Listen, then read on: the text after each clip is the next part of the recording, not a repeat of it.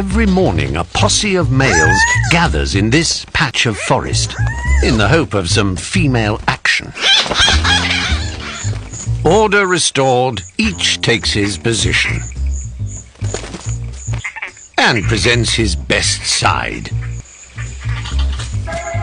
They'll be judged on their rear ends. It takes a trained eye to spot the prettiest bottom. But there's more to the contest than that. Yeah, okay, it's not exactly Swan Lake, but it's enough to make the final choice easier. He must keep hopping until he gets the okay. Not everyone's best pleased about that. But the competition isn't over yet. There are still other females to win over. So they must keep hopping.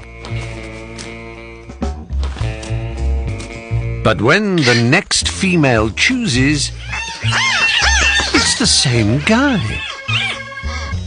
Research has shown that most matings at a lek are with one male.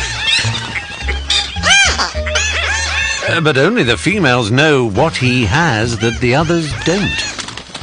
Still, until the last female's gone, there's always hope.